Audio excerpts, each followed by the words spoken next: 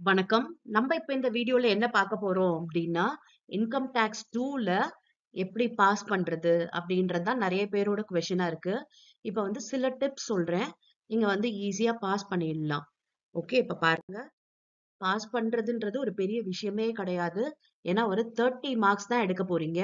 நமக்கு 2 மார்க் கொஸ்டினே பார்த்தீங்கன்னா 10 கொஸ்டின் இருக்கு. ஓகே, அந்த 10 கொஸ்டினும் நீங்க அட்டெண்ட் பண்ணீங்க அப்படின்னா, நிச்சயம் உங்களால அதுல மினிமம் 10 மார்க் வாங்கிட முடியும். ஓகே. அட்டெண்ட் பண்ணீங்க அப்படின்னாவே மினிமம் 10 மார்க் வாங்கலாம். சரியா? இப்ப 5 மார்க் கொஸ்டின் 5 மார்க் கொஸ்டின் பார்த்தீங்கன்னா 5 கொஸ்டின் இருக்கு. அத நீங்க எல்லா கொஸ்டினும் அட்டெண்ட் பண்ணீங்க அப்படின்னா, ஒரு கொஸ்டினுக்கு மினிமம் 2 மார்க்ஸ் இல்ல 3 மார்க்ஸ். நான் பேசுறது எல்லாம் மினிமம் மார்க்ஸ பத்தி சொல்றேன். 2 மார்க், 3 மார்க் அப்படின்னும்போது 2 மார்க் போட்டாங்கன்னா கூட உங்களுக்கு 10 மார்க்ஸ் அதுல வந்துடும். ஓகே. இதுல வந்து 3 மார்க்ஸ் சில கொஸ்டினுக்கு போட்டிருந்தாங்க அப்படின்னா 15 மார்க் வரும். உங்களுக்கு 2 மார்க் மினிமமே வச்சுக்கலாம். அப்ப உங்களுக்கு 10 மார்க்ஸ் வந்துடுது. அண்ட் 10 மார்க் கொஸ்டின் பாத்தீங்கன்னா 3 கொஸ்டின் அட்டெண்ட் பண்ணணும். அந்த 3மே அவசியம் நீங்க அட்டெண்ட் பண்ணீங்கன்னா, உங்களுக்கு பாத்தீங்கன்னா மினிமம் 5 மார்க் ஒரு கொஸ்டினுக்கு. அப்படின்னும்போது 3 கொஸ்டினுக்கு 15 மார்க்ஸ் வந்துடும். அப்ப தாராளமா உங்களுக்கு 35 மார்க்ஸே வந்துடும். நீங்க அட்டெண்ட் பண்ணா மட்டுமே. ஓகே. இதுல நீங்க சில சாப்டர்ஸ் ஆது நல்லா தரோவா படிச்சிருந்தீங்க. அதாவது மினிமம் 2 சாப்டர் நீங்க தரோவா படிச்சீங்கன்னா, உங்களுக்கு ஒரு 10 மார்க், ஒரு 5 மார்க் அட்டெண்ட் பண்ணலாம். சரியாவே நீங்க போடுறதுக்கு பாசிபிலிட்டீஸ் இருக்கு. ஓகே. அப்ப அதுல வந்து 2 கொஸ்டின் 2 சாப்டர் சொன்னேன் இல்லையா? 2 சாப்டர்ல 2 கொஸ்டின் நீங்க கரெக்ட்டா போட்டுட்டாவே, உங்களுக்கு 20 மார்க்ஸ் வந்துடும். அதாவது ஃபேரா வர மார்க்கே உங்களுக்கு 20 மார்க்ஸ் வந்துடும். அப்புறம் நீங்க அட்டெண்ட் பண்ணதுக்கான மார்க் உங்களுக்கு கிடைச்சதுனாவே ஈஸியா பாஸ் பண்ணலாம். நெறைய பேர் ஒரி பண்றீங்க. இன்கம் டாக்ஸ்ல பாஸ் பண்றது பெரிய கஷ்டமே கிடையாது. ரொம்ப ஈஸி. ஆக்சுவலி இதெல்லாம் ஆரம்பத்துல இருந்து படிச்சிருந்தீங்க அப்படின்னா, இன்கம் டாக்ஸ்ன்றது ஒரு கஷ்டமான சப்ஜெக்ட்டே கிடையாது. சென்டமே தாராளமா எடுக்கலாம். ஓகே. இப்ப லாஸ்ட் மினிட்ல நீங்க பிரிப்பேர் பண்றீங்க அப்படின்னா, அட்லீஸ்ட் எல்லாமே வந்து ஃபார்மேட் வந்து என்னன்றத தெரிஞ்சுக்குங்க. பிளண்டரா நம்ம வந்து தப்பு பண்ணக்கூடாது. ஓகே. அதாவது கேப்பிட்டல் கெயின் அப்டின்னா, சேல் கன்சிடரேஷன். அதுல இருந்து காஸ்ட் ஆஃப் அக்விசிஷன மைனஸ் பண்ணணும். ஷார்ட் டெர்மா இருந்தா, அப்படியே காஸ்ட்ட மைனஸ் பண்ணணும். இதுவே லாங் டெர்மா இருந்ததுன்னா, இண்டெக்ஸ் பண்ணி மைனஸ் பண்ணணும். இதுதான் பேசிக். ஓகே. அப்ப அந்த கேப்பிட்டல் கெயின்லயே அந்த ஃபார்மட்டே தெரியாம, நீங்க வந்து காஸ்ட் ஆஃப் அக்விசிஷனோட ஆட் பண்ணீங்க, அது மாரிலாம் பண்ணீங்கன்னா, பேப்பர் வேல்யூ பண்றவங்களுக்கு தெளிவா தெரியும். உங்களுக்கு இந்த சப்ஜெக்ட்டே தெரியல. அப்படின்ட்டு உங்க மேல ஒரு பேட் ஒப்பீனியன் வந்துடும். அதனால ஃபார்மட்ட தயவு செய்து கரெக்ட்டா பார்த்து போடுங்க. ஓகே. அதாவது நெறைய ப்ராப்ளம் சால்வ் பண்ணியிருக்கு. 5 மார்க் ப்ராப்ளம், 10 மார்க் ப்ராப்ளம் அப்படின்னு சொல்லி போட்டிருக்கு இல்லையா? அத பார்த்தீங்கன்னா தெரியும். கொஸ்டின்ல என்ன குடுத்துருக்காங்க?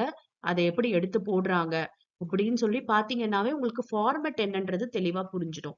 ஓகே. இப்ப ஃபார்மட் தெரிஞ்சிருச்சு அப்படின்னாவே, உங்களுக்கு அந்த ப்ராப்ளம் வந்து கரெக்ட்டா போடுறதுக்கும் வாய்ப்பு இருக்கு.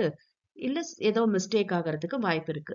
ஓகே. அப்படின்னும் போதுனாலும் உங்களுக்கு மேக்ஸிமம் பார்த்தீங்கன்னா, அந்த 50% மார்க் வந்து உங்களுக்கு கிடைச்சிரும். நீங்க ஃபார்மேட் படி போட்டீங்கன்னாவே, நிச்சயம் உங்களால 50% மார்க் வந்து ஸ்கோர் பண்ணிட முடியும். அதனால கொஞ்சம் வந்து ஃபார்மேட்ட லாஸ்ட் டைம் படிக்கிறவங்களா இருக்கட்டும், லாஸ்ட் மினிட் ரிவைஸ் பண்ணணும் அப்படின்னு நினைக்கிறவங்களாகட்டும், ஃபார்மேட் ரொம்ப ஸ்ட்ரிக்ட்டா ஃபாலோ பண்ணுங்க. ஓகே. கேப்பிட்டல் கெயினோட ஃபார்மேட் பெரிய கஷ்டமே கிடையாது. வெறும் சேல் கன்சிடரேஷன் கண்டுபிடிக்க போறோம்.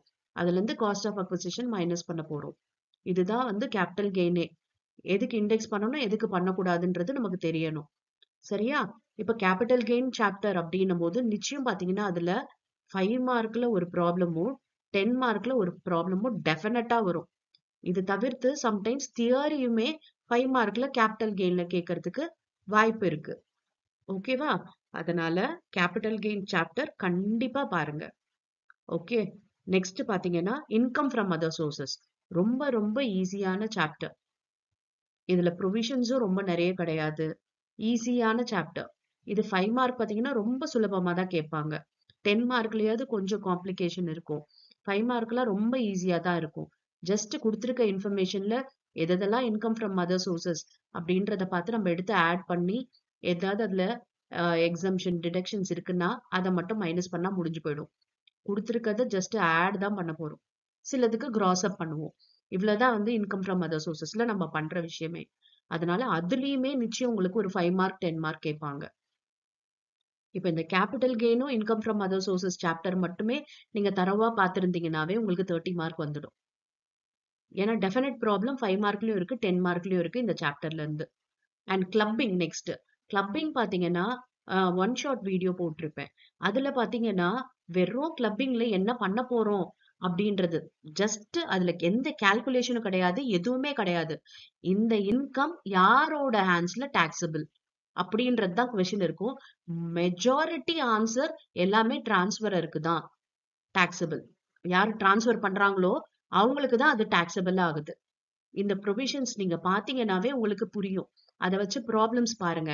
ஒரு ஒரு இதுக்கும் பாத்தீங்கன்னா ப்ராப்ளமும் போட்டிருக்கு. ஏன்னா இதுல 9 ப்ரொவிஷன் தான். ஆனா கிளப்பிங் வந்து 100% கொஸ்டின் வருமா அப்படின்றது டவுட். பிகாஸ் சம் கொஸ்டின் பேப்பர்ஸ்ல தான் அதை 5 மார்க்ல கேக்குறாங்க. ஆனா வந்து இதுல ப்ரொவிஷன்ஸ் ரொம்ப கம்மி. இது பாக்குறது மூலம் ஒரு 5 மார்க் வந்துச்சுன்னா ஈஸியா நீங்க ஸ்கோர் பண்ணிடலாம். அதாவது ராஜு வந்து அசெட்டை டிரான்ஸ்ஃபர் பண்றாரு வித்தவுட் கன்சிடரேஷன். இந்த அசெட்ல வர இன்கம் யாருக்கு டாக்ஸபிள் அப்படின்னு கேட்பாங்க. ராஜுக்கு தான் டாக்ஸபிள். வித்தவுட் கன்சிடரேஷன் அவர் டிரான்ஸ்ஃபர் பண்றாருன்னா ராஜுக்கு தான் அது வந்து டாக்ஸபிள். அதாவது டிரான்ஸ்பரர் ஹேண்ட்ஸ்ல தான் அது டாக்ஸபிள். இதுதான் ஆன்சர். இவ்வளவே தான் இந்த கிளப்பிங்ல வந்து ஆன்சர். அதனால ரொம்ப ஈஸியா அந்த கிளப்பிங்ல மார்க் ஸ்கோர் பண்ணிட முடியும். அப்புறம் set off and carry forward. இதுவுமே பாத்தீங்கன்னா ப்ரொவிஷன்ஸ் ஒன் ஷாட் சொல்லியிருக்கேன். அதை பார்த்தாவே உங்களுக்கு ஓரளவுக்கு அதோட ப்ரொவிஷன்ஸ் என்னன்னு புரியும். செட் ஆஃபும் ரொம்ப கஷ்டமான சாப்டரே கிடையாது. ரொம்ப சுலபமான சாப்டர்ஸ் தான். சில ப்ரொவிஷன்ஸ் அதுபடி ப்ராப்ளம் ஒர்க் அவுட் பண்ணும். அவ்வளவே தான். செட் ஆஃப்லயும் கண்டிப்பா உங்களுக்கு ஒரு 5 மார்க் இல்ல 10 மார்க். இல்ல சில சமயம் பாத்தீங்கன்னா 5 மார்க் அண்ட் 10 மார்க்குமே கேக்குறாங்க செட் ஆஃப்ல. ஓகே, நிறைய கொஸ்டின் பேப்பர்ல 5 மார்க்கும் இருக்கு 10 மார்க்கும் இருக்கு. சில இதுல பாத்தீங்கன்னா ஐதர் 5 மார்க்ஸ் ஆர் 10 மார்க் அப்படி கேட்டுறாங்க. ஆனா டெஃபினட் கொஸ்டின் ஒண்ணு இருக்கு செட் ஆஃப்ல. அப்புறம் deductions from cross total income. இது பாத்தீங்கன்னா இதுலயுமே நிச்சயம் உங்களுக்கு ப்ராப்ளம் வந்து கேக்குறாங்க. 5 மார்க்லயும் இருக்கு. ஒரு சில கொஸ்டின் பேப்பர்ல பாத்தீங்கன்னா 2 5 மார்க் கேக்குறாங்க டிடக்ஷன்ல. ஓகே, ஒரு கரெக்டா வந்து ஒரு 5 மார்க் 10 மார்க் அப்படின்றது இல்லாம 2 5 மார்க்கும் கேக்குறது உண்டு. அவசியம் எல்லாத்துலயுமே ஒரு 5 மார்க் 10 மார்க் கேக்குறாங்கன்னா capital gain income from other சோர்சஸ்ல தான் 5 மார்க் ஒண்ணு 10 மார்க் ஒண்ணு டெஃபினட்டா உண்டு. மீதியில எல்லாம் பாத்தீங்கன்னா 5 மார்க் கேட்டுறாங்க, இல்ல 10 மார்க்ல வந்துடுது. அத மாதிரி வந்து வேரி ஆகுது. Next assessment of individual. இது பொறுத்த வரைக்கும் பாத்தீங்கன்னா நிறைய கொஸ்டின் பேப்பர்ல இது வந்து பெருசா ப்ராப்ளம் கேட்க மாட்டாங்க. அண்ட் சில கொஸ்டின் பேப்பர்ல பாத்தீங்கன்னா 5 மார்க்ல கேக்குறாங்க அசஸ்மெண்ட் ஆஃப் இண்டிவிஜுவல் பொறுத்த வரைக்கும். அதுக்கப்புறம் உங்களுக்கு 5th யூனிட் பாத்தீங்கன்னா இட் இஸ் தியரி. ஓகே, அதையும் வந்து கொஸ்டின்ஸ் வந்து ஆல்ரெடி நான் என்னென்ன கொஸ்டின்ஸ் எல்லாம் வரும் அப்படின்றது தியரியுமே நான் வந்து போட்டிருக்கேன். அது வந்து பிளேலிஸ்ட்ல இருக்கு. அதை பார்க்காதவங்க பாத்துக்கோங்க. அண்ட் இதுலயுமே நான் டிஸ்கிரிப்ஷன்ல இதுக்கான வீடியோஸ் எல்லாம் லிங்க் தரேன் நானு. அதை பாத்துக்குங்க. எஸ், இப்போ உங்களுக்கு ஓரளவுக்கு பாஸ் பண்ணிடலாம் அப்படின்ற ஒரு எண்ணம் இருக்கும். நிச்சயம் எல்லாரும் பாஸ் பண்ணிடலாம். பெரிய விஷயமே இல்ல. அட்டன் பண்ணிட்டு வாங்க. எல்லாத்தையும் எதையுமே விட்டுடாதீங்க. அதுதான் பாஸ் பண்றதுக்கான சீக்ரெட்டே அதுதான். Okay. Yes. Thank you for your patient listening.